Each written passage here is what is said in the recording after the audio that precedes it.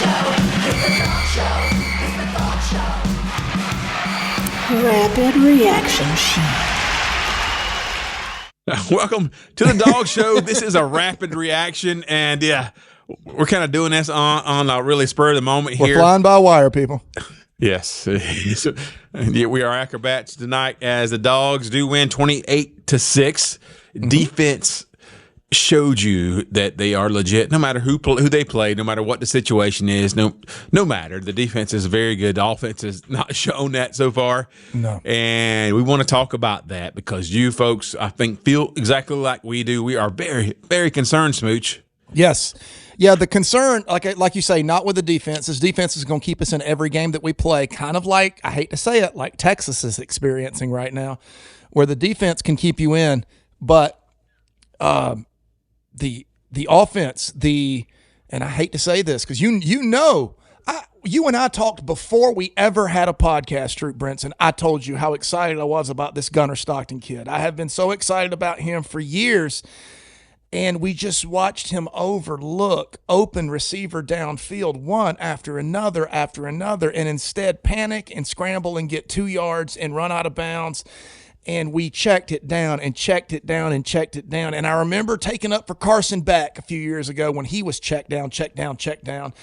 And that ended up being a major stumbling block for our offense. And so it is concerning. It's frustrating. And I'm not convinced after these first 2 games that our QB1 and RB1 are the right men for the job. Oh, man, you just jumped right up into my business right there with that comment. Yeah, I feel the same way. I do love me some Gunner Stockton. Yeah. And he's a football player. Yes, he is. But he's got to fix there's some stuff, whether it's between Gunner and his own mind or the offensive coaching staff or what they expect from him. He's got to fix some things. After this week, this is still preseason, so who knows what happens from now to I will say if the case was that they were just operating under what Kirby Smart wanted them to do and they were very limited, then Kirby Smart would not have looked so peeved.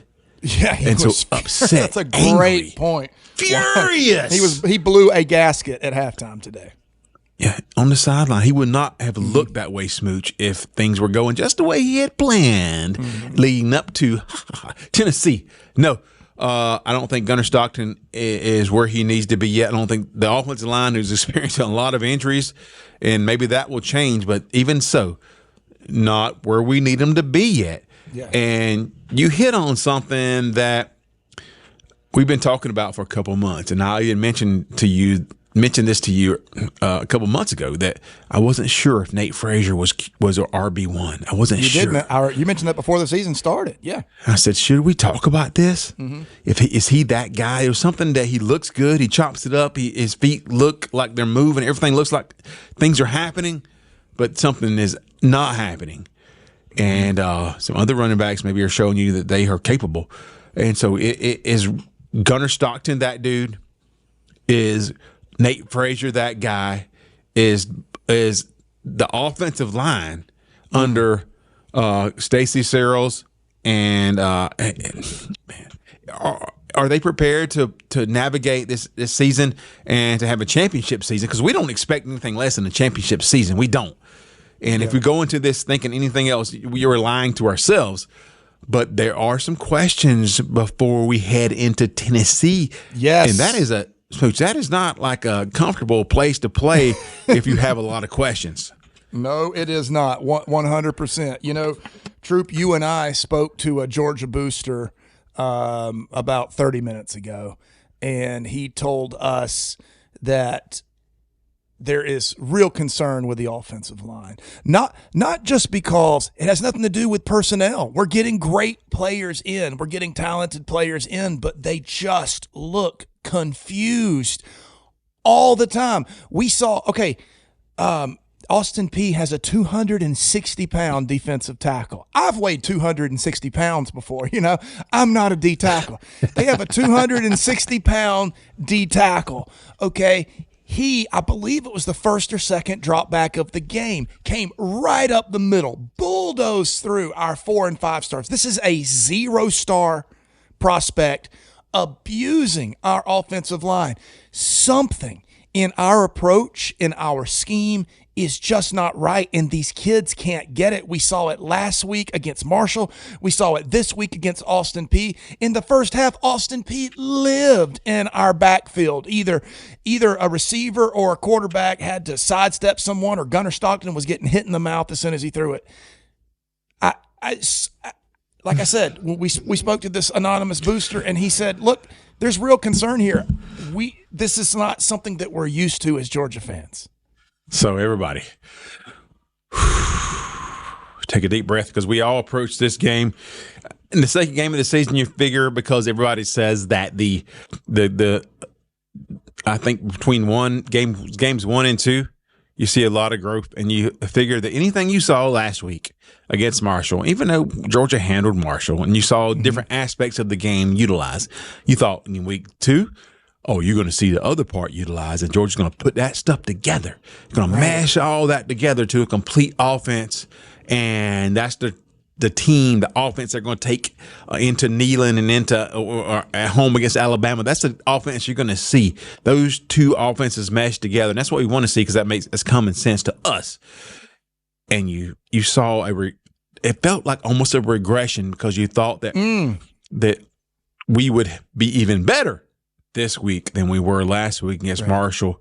And Austin Peay presented some problems. They did some things that kind of gave us some pause and made it difficult for us. And that shouldn't happen, but it did, and that's okay. It does. But then when you see Georgia, you feel like at the 2-minute drill right before the half, Georgia gets the ball back, did a great job of stopping Austin Peay, and then using the timeouts, getting the ball back. You said, okay, here they go. And they did. March right down the field. Yes. And then get on a pass interference call, holding, whatever it was, right inside the in goal line.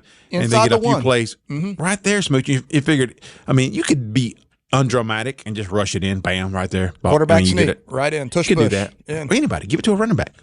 You score, because you're better than there. That didn't happen. They couldn't make the pass and receptions in there. They didn't really pass to what they're real. If you compare Georgia to most teams in all of college football, who has a Colby Young, a Noah Thomas, and Elias Williams on their offense? Who does? Who does? Pick skyscrapers. Skyscrapers. Yeah. Pick those guys. 6'6", 6'7", 6'8". Pick them. Throw it up. Work on that. Make a play. You can't tell me you're doing that so the Tennessee doesn't know you got those guys. They know you got those guys. That's a great point. You can't. Yeah, but there's but maybe you are. I don't know. Yeah. There's this narrative. We've seen it play out. We've seen vanilla game plans against overmatched teams, and we go in and it's frustrating, and we're all hitting the panic button. But, with the Notre Dame game so close in our rearview mirror, it makes this type of game, something about this game and this the flat feeling about it, the unsatisfying feeling about it, with this taste of that Notre Dame game still in our mouth, it just doesn't feel right, because this idea of, we're going to wait till we play Tennessee or Alabama, and then we're going to switch it on, and we're going to take it to them, and we're going to open up the playbook. Well, you got a lot of players that aren't very confident right now. Gunner Stockton is not a confident player. Nate Frazier, you could see him emotionally working through things on the sideline as players trying to lift him up early in that game. After that fumble, and he got, and then he comes out after half, which I assume he got torn 2 or 3 new orifices. Just to piggyback on that, did he play the second series after he fumbled? No, he didn't play that series at all. How would he feel about that? You sit down. Right, is what they told him. Yeah, he went right there, and starting running back pulled. He was pulled. They went down and they scored without him. Right, he comes back in the second half. He comes out running with a purpose. You touched on something with him. He ran like his hair was on fire in the second half, and still there was something unelectric about the results of it. Like he comes in, he goes so hard, he's so fast, he's so agile. It just doesn't match up. And then you hand it to Peanut or Chauncey, and all of a sudden it looks like there's these gaping holes, and they take the ball and get positive yards. But back to the direction we were going. I trust Kirby, but after the Notre Dame game, my trust has suffered, I would say, a couple of cracks in this idea that you are going to lay down against weaker opponents and play vanilla and eke out wins, and then you're suddenly going to unveil this offense and turn it on when you need it against Bama and Tennessee. And like I said this on our thread, which got, oh gosh, did you see it was like 278 posts today on our thread? But I'm withholding judgment for the Tennessee game. I mean, in Kirby we trust 100%, but if they go in there and lay an egg against Tennessee after taking this ridiculous game plan into Austin Peay, it's going to be hard to say, oh, yeah, this is a thing that keeps winning. Because, look, if you're winning on the field, we can't really criticize anything. But that's the reason that Notre Dame game weighs so heavy going into this Tennessee game. It was different. Yeah. And to reflect what our fans think and Georgia fans think, yeah, we're a little concerned about the offensive line. In case the you injuries can't tell. there. Yeah. And their not just the injuries, but execution there. We are concerned about a running back position as Nate Frazier looks good, but he has poor vision and patience sometimes. He doesn't break tackles. And we're concerned about that because that's like a RB2 or RB3. That's for Georgia. That's not RB1. Okay, it's not. I agree, and then man. Gunner. That's a painful thing to say. In a game like tonight, Gunner should have been able to be more patient and less. He looked a little panicked, a little quick, a little rushed, and he should have been able to sit back and deliver the ball, layer the ball, and get some rapport and move, because this is the last preseason game. Make some of these plays that's going to give you confidence and your team confidence. Yeah, man. And he was throwing everything within 5 yards, Smooch, and it's like an extension of the run play, everything. And I was like, okay, if you need to do that in a particular big game, but this is Austin Peay, and you should be able to do whatever you want to do, and you should be able to manipulate that. And that didn't happen, and so we have questions right now. But we don't have as many questions as Florida has, who just lost to South Florida on a late field goal. Praise the Lord.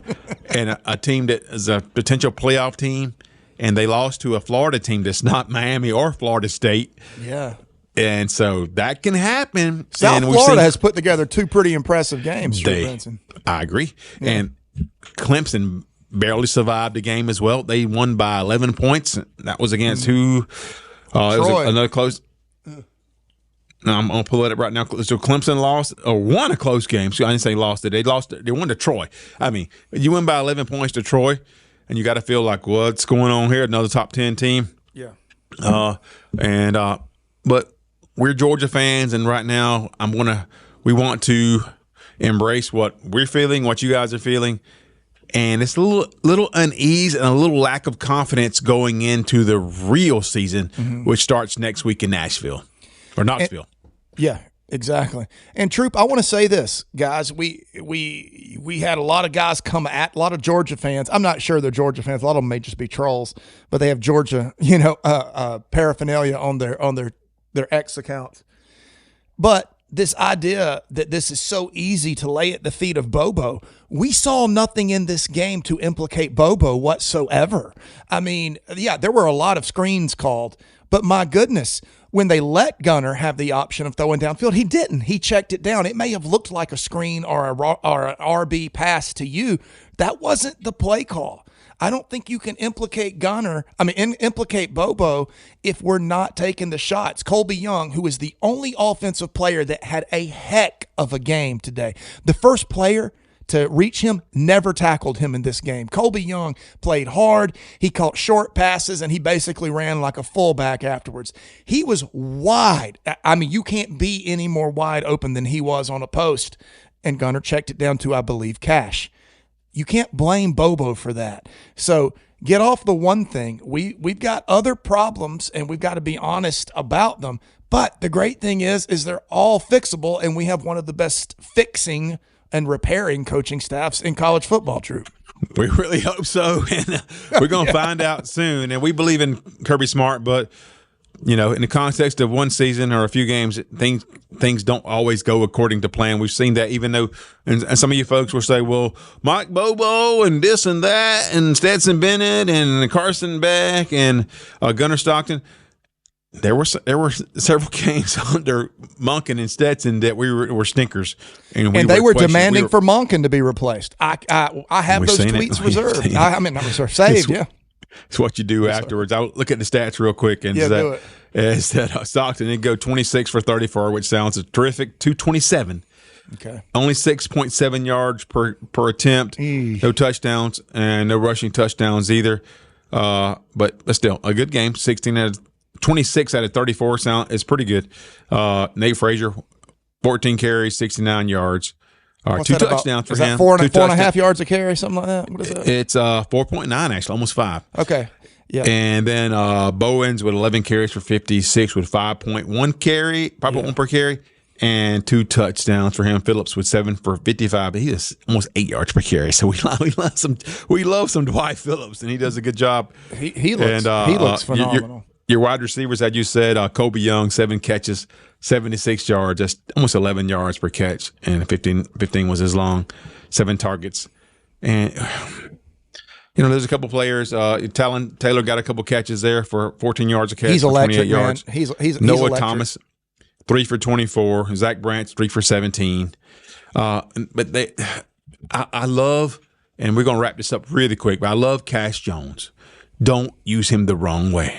Yes, exactly. Use him sparingly. Don't use him. Cash is a great. He's a damn good dog. Don't use him the wrong way. Yes. Don't try to trick everybody and hand the ball up the middle and get tackled for a 2-yard loss, because that's not his thing. Don't use him too much. Use him sparingly. Use him in third down. Some third downs, not every third down. I think they use him too much today. I don't. He's a seasoning. If you over season, you ruin it. If you just sprinkle him in. That's what he's there for, and that's when he makes those plays. You got a better player. Cash is great. I love him. Yeah. You got much more talent. Don't use him and try to trick everybody. Mm-hmm. Yeah. Come on. We're starting to see that kind of thing, and it's not effective. All right. Well, the Dogs do win, and they head into. They didn't lose like Florida. They do head into SEC play next week, and the waters get deep when we head to Knoxville next weekend. The waters get deep. In Dog Nation, I want to tell you something. There's a difference between being delusional and negative and just, the sky is falling. But do not apologize for demanding excellence. When Alabama stopped demanding excellence, you witnessed it last week at Florida State, and you're going to see it carry on with the rest of this season. Do not apologize for demanding excellence. That's what we've come to expect. That's the standard. We say standard all the time. Let's just hope all these things are fixable. Go Dogs, and we'll see what happens in Knoxville. Yes, sir. Go Dogs. This has been a rapid reaction with Smooch Moncrief and Troop Brinson from the Dog Show. This is the Dog Show with Troop and Smooch. Rapid reaction.